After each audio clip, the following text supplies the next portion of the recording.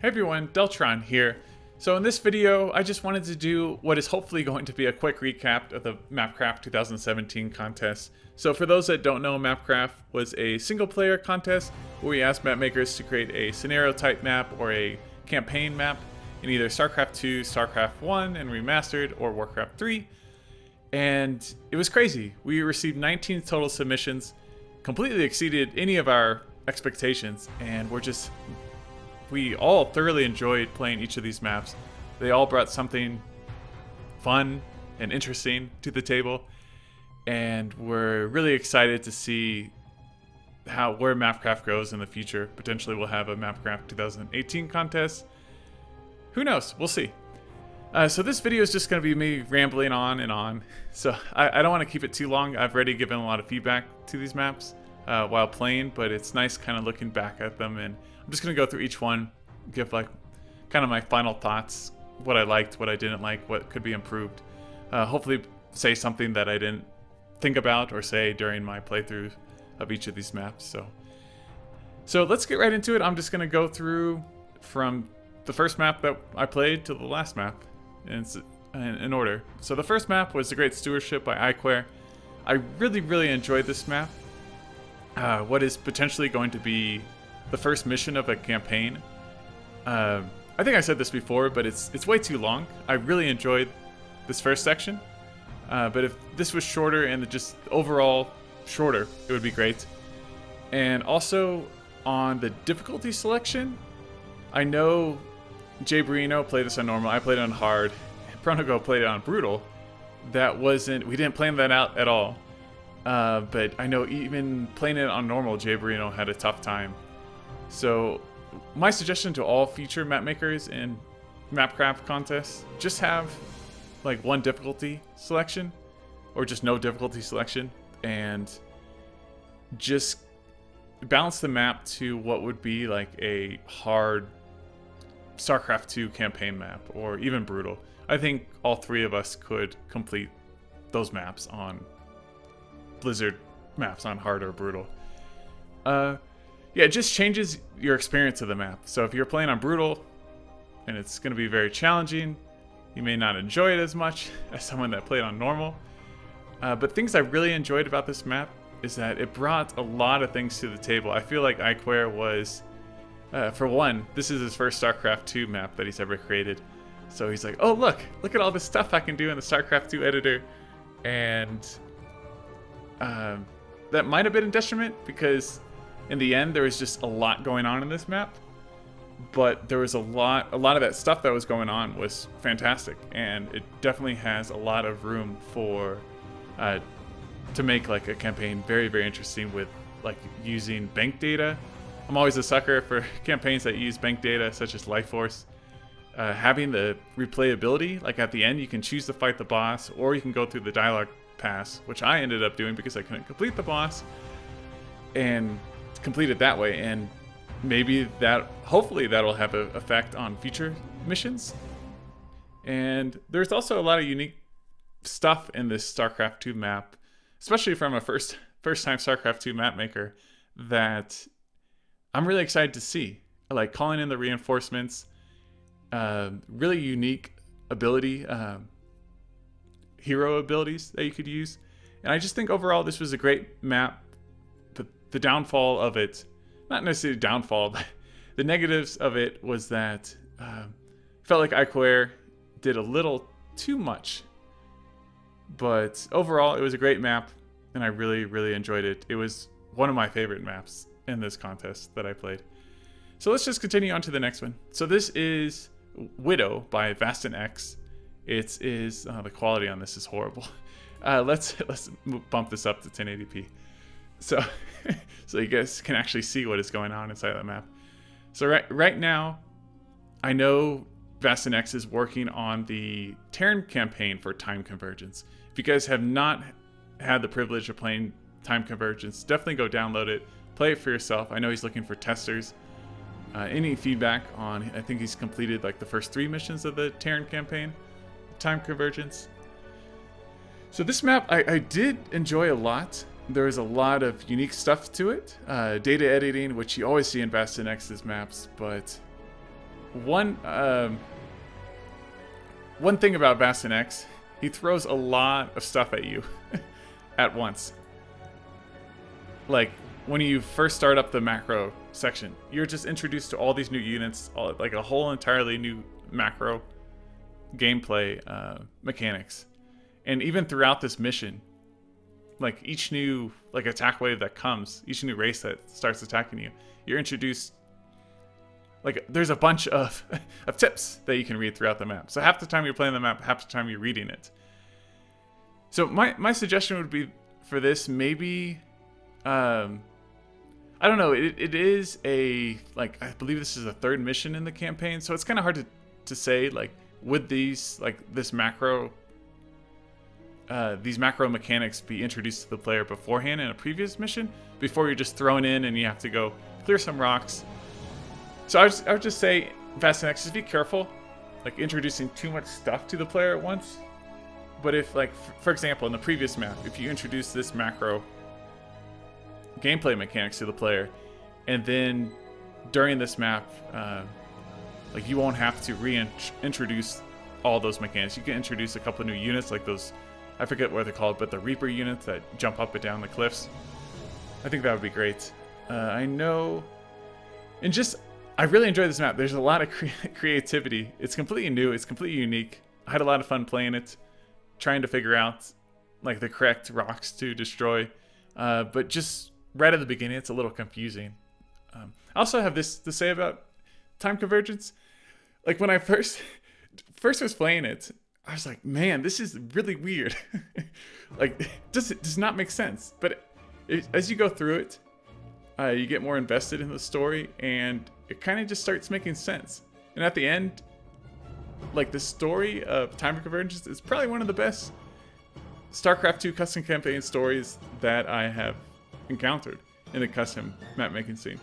So that's what I'm going to say about this map. Let's go on to the next one. I'll have to remember. Okay, so the cleanup crew. This is by our good old buddy Mass Imposter. This map was just a fun, not taken too seriously type map. Like, you could choose what type of, like, dialogue, like curse words, swear words, you would want in the map. So that's kind of fun. I really enjoyed getting to use those little, I think they were they Brett's? Yeah, Brett's dog, Brett Jr.'s. And overall, it was just a fun map. I don't really have much else to say about this. Like, the gameplay wasn't completely unique. It was pretty standard macro map. I'm a little disappointed, Master Imposter. I killed every single egg on this map, and I don't think I got anything from it. So maybe if you do continue, like, work on this map, like, if the player breaks all the eggs, maybe you could have the abomination say something like, "Oh no, you destroyed all my eggs. Like, what am I gonna do for breakfast tomorrow?" I don't know, guys. Master Imposter, I'm sure you can think of something more interesting and funny than that. But I did like the boss battle. I was a little worried when I was getting completely overrun by the boss. Let's see where it is. He was just completely annihilating the Reaverina. But luckily, I don't think you could actually fail this mission. But overall, I really enjoyed it. It was just a fun map, and made interesting use of, like, data editing. The heroes had cool units, like especially the Brett Juniors. They were my favorite. Okay, next map is another StarCraft 2. I played a lot of StarCraft 2 in a row. So this is the Final Hour by UED Commander. And this was, like, the first really large, just, like, kill everything map that I played in this contest. And one of the few in the contest, I should say, in StarCraft 2. I think this and Transcendence were, like, they were actually very similar. They each started with a micro portion in the map, and then moved on to, like, a very large macro portion. So I would say, I think I talked about this already, but the micro portion could be made more engaging. Like, you could introduce, like, have one of those ghosts, or just like other units that actually have abilities that you get to try out in the macro part later. And the macro section of this map, I mean, introduces, it's basically like a playground. You can build anything you want. You have access to the entire tech tree. I know I did not build one of those siege tanks, the stationary siege tanks. So I may have to go back, or maybe if UD Commander's making a campaign out of this, we'll get to try. I'll get to actually build those in the future. The boss fights, they were interesting, and they made this map wasn't just like, oh, like 8-click through the enemy's army bases and destroy everything. Like the boss fights were pretty engaging. Some of them were a little unfair, and others, like I think it was Phoenix, he was a little too easy, but it actually made you like have like a micro part of a macro section. My only suggestion, if this is made into a campaign, like one, I don't know if UED Commander, if this is supposed to be like one of the final missions of a campaign, one of the first ones. If it's a final mission, that makes sense because the player will already be introduced to all these units, presumably. But if it's a first go, like one of the first few missions in a campaign, I would definitely restrict the tech tree. And that's also interesting, like for a MapCraft contest, like we basically said you can submit anything, and hopefully we like it enough that you'll be judged highly. But another point of MapCraft I want to say is that like even if you don't think your map's gonna win, and it's a map that in the middle of the campaign, it doesn't make any sense out of context of that campaign, and you just want feedback, you just want to see someone play it, definitely just submit it. No problem with that. I think all of us really enjoyed this map, but for like judging purposes, like getting everything, the whole entire tech tree thrown at the player at once, it's a little overwhelming, but enjoyable map. Okay, next one. And I told you guys, this is just going to be me rambling. So if you guys want to watch it, go ahead. If not, I won't blame you for just not watching. But hopefully I have some decent things to say about some of these maps. Okay, Ultimate Infestation. This was one of my two-part videos. This first attempt, I think I actually used cheats and was not able to complete it. So this map, I mean, the map maker, it's created by the Shambler. He's commented in each of Pronogo, Jayborino in my video. He knows the map is too difficult, and I think he's currently working on it. But I did actually really enjoy this map. Let's go on to my the video where I actually complete this.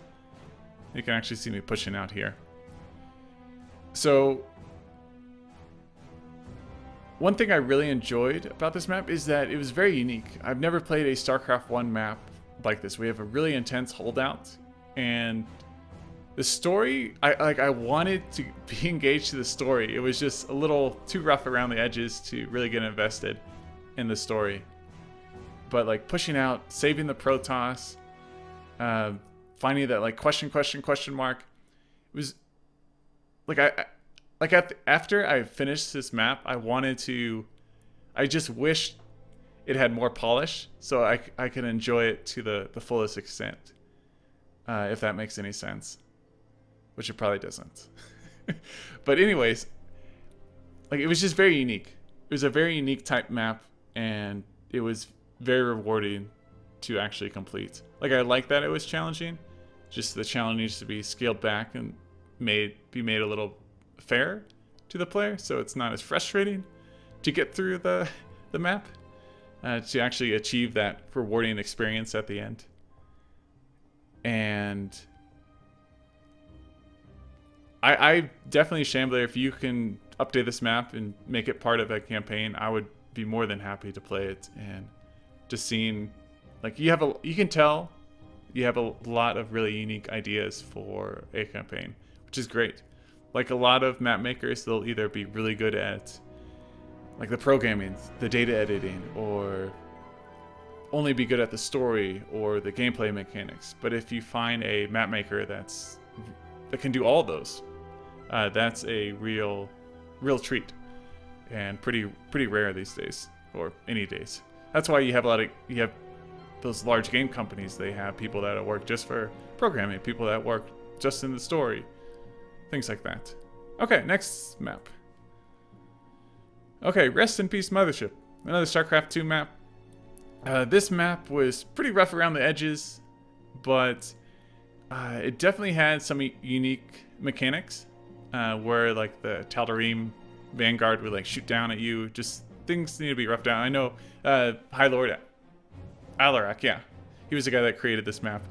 He's already improved it, and I think this was a map where he just, it's not part of a campaign. He just wanted to submit something to MapCraft, which is fantastic. And hopefully he'll use this experience to create just improved maps in the future. And the holdout section was interesting. It just needed, I think I actually sent him a video of one holdout map by Imperfect Soldiers, which I think is, I forget which map it is. I think it's in Crimson Moon, I want to say. But that, I think that holdout map is like the go-to, the prime example of a engaging holdout map that's not too long. The player is constantly on their toes. Like attacks are coming from, this is not the most interesting view right here. The attacks are constantly coming from all sides. The player is constantly moving, and like the 30 minutes, which I would say would be the max amount of time for a holdout map. I mean, the time goes by so fast because you're constantly having to do things, but it's not, it's definitely beatable. Like you may have to start it up, learn like in the first 5 minutes, restart the map, but then you have a pretty good sense of what you have to do in a holdout map. Whereas in a lot of holdout maps that I have played in custom campaigns, like you defend an attack wave that comes from either like the left or right side, and then you wait around for a couple minutes, and then you have another attack wave. And those get pretty repetitive, but if you have varied attacks, like the enemy dropping on you, doing things like that, you can make it a lot more engaging for the player. Okay, next submission. This was my first Warcraft 3 map. This is Gladiator by Outsider Z. As you can see here, it's part of his Lord of the Clans campaign, which I believe is, yeah, it's definitely his Outsider Z's first custom campaign he made for any game, probably. Warcraft 3. And it was more than a decade ago, which is crazy. So I know that Outsider Z, he said he started working on this pretty late into the contest, and he had an idea which for like introducing a new chapter to Lord of the Clans. But he did tell me that without MapCraft, this map may have never come into fruition. So this is a great map 2 for Lord of the Clans, but it definitely was lacking in gameplay. It had really, really well done cinematics. I mean, Outsider Z, his map making is meticulous. He goes through, he tests everything. There are rarely any bugs that are present in a like published Outsider Z map, and he always has some like interesting gameplay mechanics he puts into it. I just wish this one had a little more, but in the context of making a map 2 for Lord of the Clans, like introducing the player to Thrall's backstory when he was a gladiator, I think this is great. I mean, there could be, I don't know, if you wanted to add more gameplay, you would add another 1 or 2 rounds of this gladiator scene, but you don't want the map to be too long. I think it works great in context of that campaign. So, and I also know Outsider Z is going to be updating Lord of the Clans. So definitely, if you have not played this campaign, check it out when it's updated. And definitely just go to Hive Workshop and follow that campaign. So when it's updated, definitely check it out. All right, now that I've said that like 5 times in a row, let's go into the next one. So this is Transcendence by Freezing Acid Rain, I believe. So this is also similar to UED Commander's map. You had a micro portion in the beginning of this map, which opened up to a just huge playground type map where you could build any unit you could desire, and you had the entire tech tree put out to you.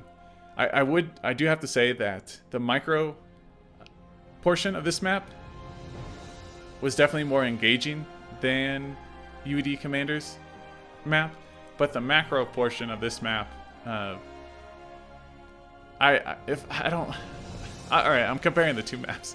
The macro portion was not as engaging as the UED, the final hour map. So they kind of balance out, I guess. The custom units in this are awesome. I forget who created this, if Priest and Asteroid told me or not, or one of the commenters. They probably did. You guys can just read through my comments. But so if I were to if I wanted to keep playing this map in a campaign, what I would do is separate just the micro portion, have that be like the first mission or first or second mission in campaign. Just the micro, like collecting these units, fighting like those groups of infested, which was actually a lot of fun. You had like infested ghosts at one point, an infested Goliaths. I don't know. You had a lot of different infested units. I'm probably making the infested Goliaths up. And you also like your own units. Like we had these beetles. They're probably all dead now. Because oh no, I see one or two in there. They had this flying ability, and when you got to the macro, they required a starport. So when you got the starport, I completely forgot about the beetle flying ability. So it'd just be nice if, like in a campaign, you slowly introduce those units. You let the player play around with it. So the macro part of this map, if you did want to have this be one map, like have the micro part, introduce the player, and then lead into the macro part.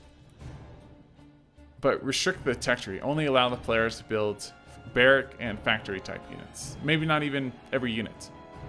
And then once you complete like the holdout section, you can have the player, like introduce the player to a starport somehow. You can have it like, oh look, a starport, or the player can capture a starport after the holdout section or something like that. So then you hold out, and then you're introduced to the starport units, and then you just have fun with them and wipe the map. So basically, I mean, both in a final hour and Transcendence, the best way to win was to build a giant Terran air fleet, Emojin and UED, respectively. Just getting some water there. I'm trying to see those infested ghosts. They were really neat. Sometimes I never really watched my videos completely back fully. Oh, there's an infested ghost. Like infested ghosts. How cool. But sometimes I'll go back if I think I missed something, or one of the commenters leave a comment saying, "Oh, hey, check this out. This was really neat." But I mean, this has great potential to be a really engaging campaign. If you just introduce the units slowly, which you do in this micro section, you get to use their abilities. Just the macro parts, like, hey, look, now you have access to every single unit and building in the tech tree. But it was enjoyable. Okay, next map. I think this is the first StarCraft 1 map, right? That I played. Squad 8 by Max 734. So I also think this was like a first mission in a campaign. It was a lot of fun. You got to play around with a very overpowered Jim Raynor. I believe he's Jim Raynor, isn't it? Yeah, or Marine Man. Sorry, Marine Man. I know you had like the Briefing Man, End of Briefing Man, which you could introduce later on. But it was just a fun, not too long StarCraft 1 map, which is kind of rare these days. And it had interesting mechanics where you didn't have to, like, the map maker was tricking you into killing, destroying bunkers that weren't full, so the enemy could send reinforcements, which was a neat idea.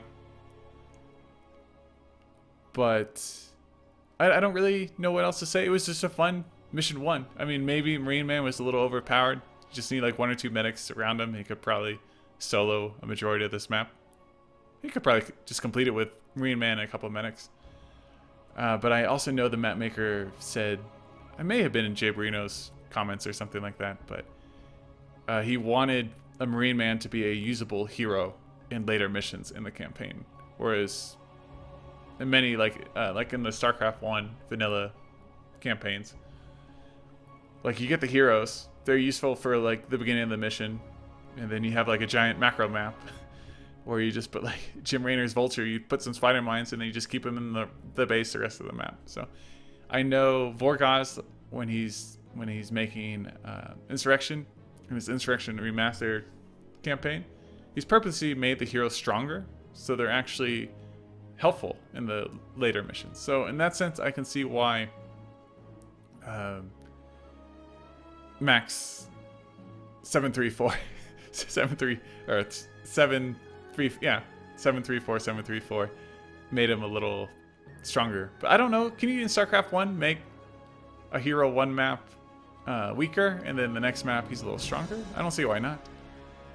Maybe you could do that, just have him be a little weaker, and the next map he's like, oh look, I just got a new suit, and now he's a lot stronger. Okay, next map is Lurex Conquests by who made this map? Do I not? I should just look here. Dave Spector 122. Sorry, Dave. I just blanked on the map maker for this one. So this was a fun map. It's definitely was still in beta. I really like the Zelts that you were introduced to. They were really unique and fun to play with. You had Alarak. He's always fun with his destruction wave. There just needs to be some polishing here and there. I know like the final cinematic didn't work for me, but that's probably because of the 4.0 patch that was applied prior to me playing this. Because I know Jayborino Pernogo didn't have any problems with this map. So main thing I would like to say is I would like to see this map, this campaign made, and seeing what else it has to offer with these new units. I know it has custom voice acting. I know I touched on this, but I always enjoy the voice acting because I don't have to read the lines, and it's also always nice to hear like takes on voice acting.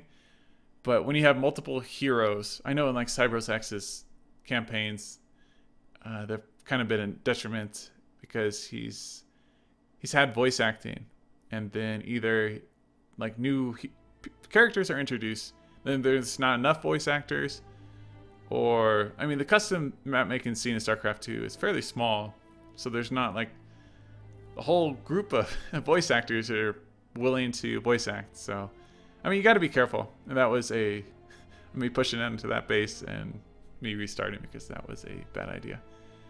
So if you have voice acting for like half the characters, but half you have to read, I would say just throw away the voice acting and just have the player read. It's not the end of the world. And then focus more on the gameplay, things like that, than trying to always find the voice actors. But if you want to voice act all the characters, the more power to you. Okay, next map, another StarCraft 1 map. This is Through the Mirror by... I keep forgetting who these are made by. Heltrix. So this was a really fun StarCraft 1 map. It was kind of ambiguous what you were supposed to be doing. Like if you were supposed to be defending, pushing out. But I don't know why I'm... Oh, like the bridge. Or the ramp was kind of cool with the handrails. One thing I did like about this map, even though it was a holdout map, there were things for you to do. So early on, you were introduced, you were given vision on allied units that you could, or neutral units that you could take. So it was a holdout map that you had the optional objectives to move out and get your allies, which was a lot of fun. You had access to Protoss and Terran tech tree, which is always neat. Your allies, you had an ally which never attacked, but defended, which was nice. And it was not too large of a map. I know I had enemy units like spawning right on top of this expansion area later on, which needs to be fixed, but other than that. And also you had the shuttle that flew around and also forced the player to move out. So I like that. You have a holdout map where you're forced to move out and attack certain areas. I don't know why. Like the ramps and the ramps, bridges, whatever you want to call them, Starcraft Remastered look like this. I'm sure if I went to like the standard Starcraft 1 graphics, that would be fine. But I don't know if that's something you can fix. I have no experience in Starcraft 1 map making, other than just like placing hundreds of a bunch of units on the screen and battling in and out when I was like 12 years old. That was my life. All right, on to the next one. So this is Falling Boulder for Warcraft 3 by yet another YouTuber. So this was like an RPG type map, similar to Found in Durotar, where you had like a main objective which you could complete in probably like, I don't know, 15-20 minutes, or you had a bunch of side paths that you could go on, collect loot, collect new items, level up your heroes or your hero, and like take a lot longer on the map, which I really enjoy. And I know yet another YouTuber, he doesn't know if he's going to continue this campaign or not. But if you wanted just to make it a standalone single player map, maybe you could expand the map size, have a little more paths that you could take. You could do something like in Founding in Durotar, where there's like caves that you can enter. It opens up a completely separate area of the map, or a new map. I'm not sure how that works in Warcraft 3. So you could have like a really expansive single player map, just like a one-off map, which actually would not be a bad idea. I really like the units. Each one had like unique spells that you could use. You don't get to play as ogres a lot in Warcraft 3 custom campaigns, so that's always unique. And of course there's some polishing that needs to be done on this campaign. And just an interesting note, I did reach out to yet another YouTuber because I saw he was working on this, and at the time I don't think we had any submissions for Warcraft 3.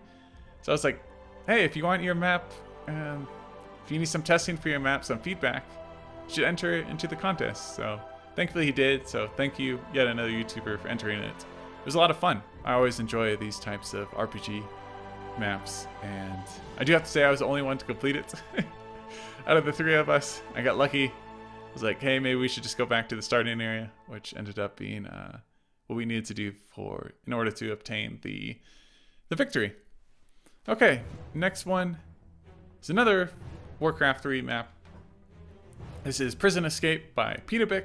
Really enjoyed this one. This is a dungeon crawler type map. It was difficult. I am not that good at Warcraft 3, but I managed to complete it. I know there is like that one time where you have the Resurrection Stone, and the map maker is basically telling you like, you're shit out of luck. That's not how this campaign works. So the only thing the player has to be careful. It's a long map, and if you quick save at the wrong time, like during a boss battle, at a unrecoverable position, you're gonna have to restart the entire map. So maybe, I don't know, I don't think it would hurt to have the Resurrection Stone, because you're basically telling the player to quick save. But why not have like that extra? You can still quick save, so it doesn't have to go back all the way to the beginning and then walk through the entire map. But I don't think it would hurt to have that Resurrection Stone in there, just as like an extra failsafe. Because players may get frustrated, quick save at a wrong place, and then may not even like continue your map if they fail in a boss, and it's like, well, I'm shit out of luck. There's nothing I can do, so I spent 45 minutes on this map, and I'm just going to do something else. But I really enjoyed like using these three heroes. There's a lot of replayability, actually. There's a lot of like little secrets. Maybe you could have like a couple more like rooms where there are secrets, more items that to collect. But I did like that you had choice of buying like orbs. You could buy potions for the boss battles.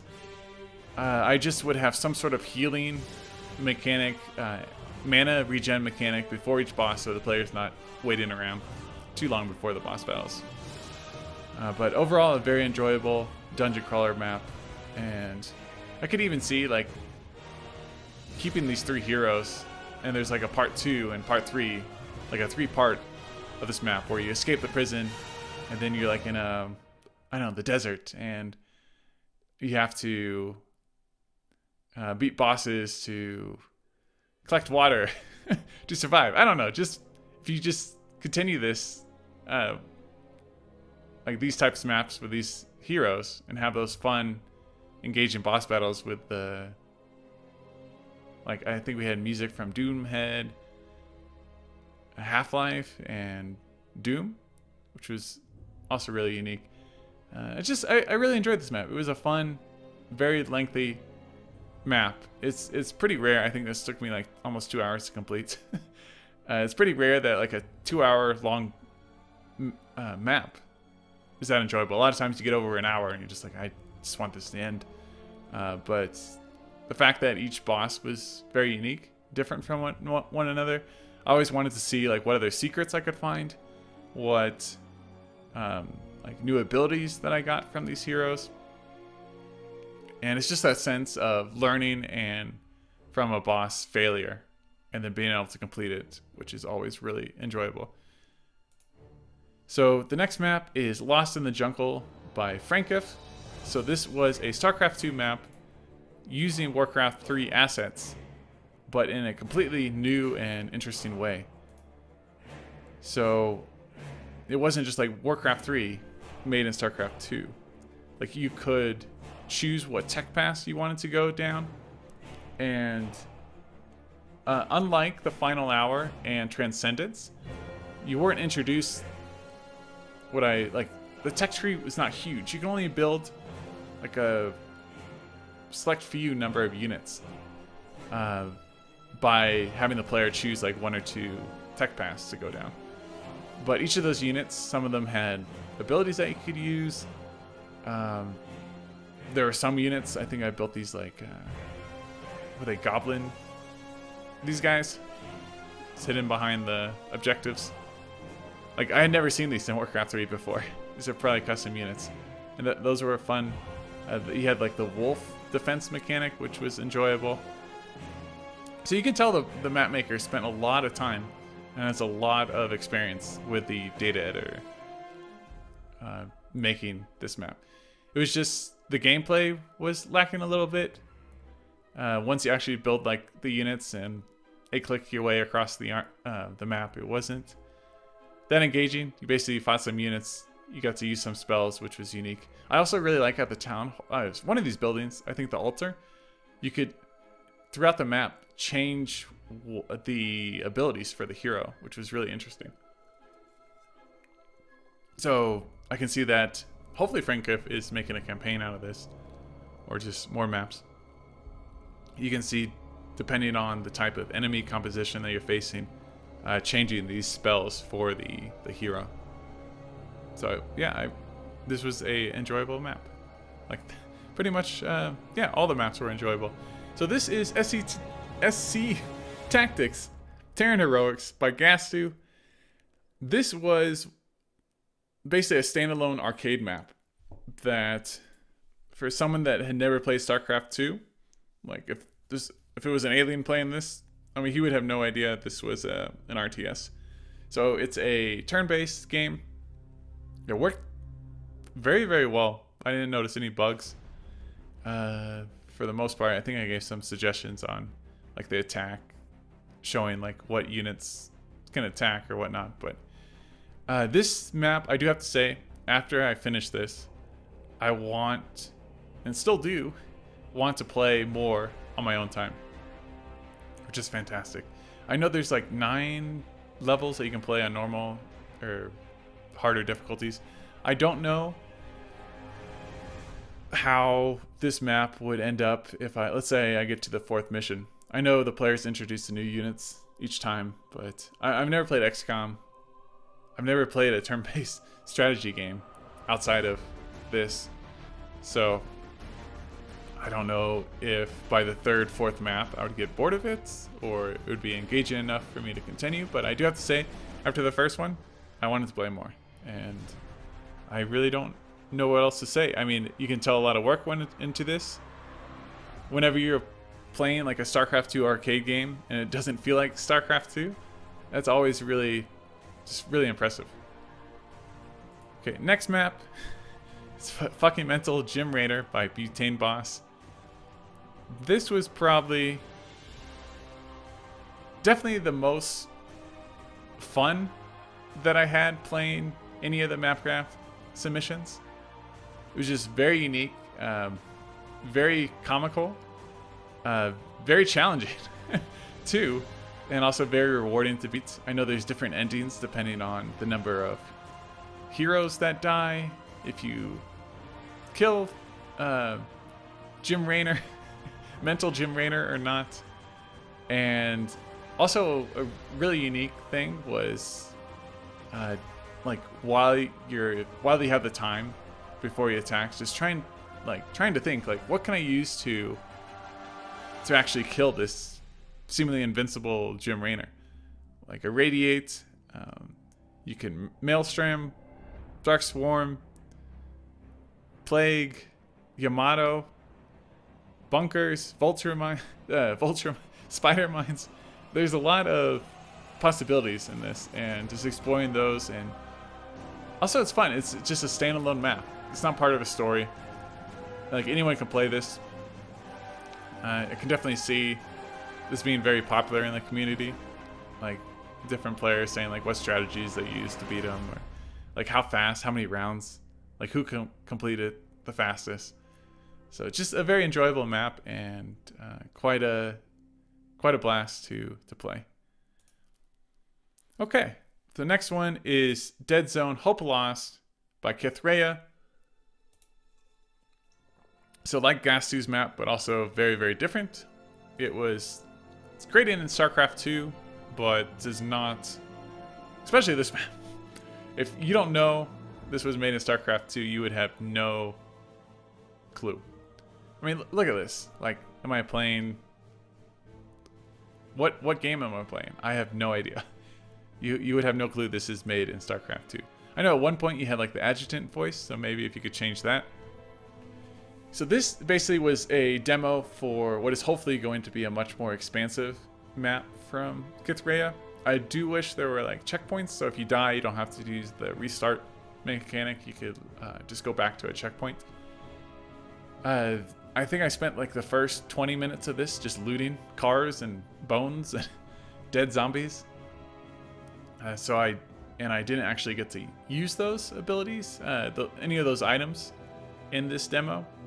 So I'm hoping it would have been nice if you had some introduction or some usability to those items in the demo. I think I used some syringe and liquids at some point, but it was just, I mean, I don't know what else to say. There's a lot of potential for this, and Kithreya, definitely let me know. I'll just keep an eye out when this is updated, and I'll definitely want to play this in the future. It's crazy. I mean, this is what you can do in the StarCraft 2 engine. Like, what? It's nuts. Okay, we're getting to the end here. This video is going to be much lengthier than I expected. Mostly because of me just rambling. Alright, Siege of Core Hall by Necron.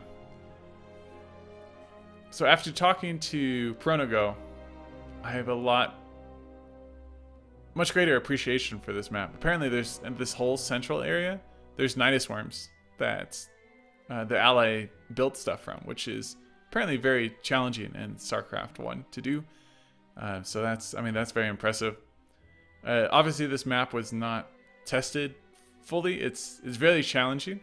Like I don't think I ever took this bottom expansion base because you can't see it. There's so much stuff on the mini-map. You really can't see it, but that's kind of the fun of this map.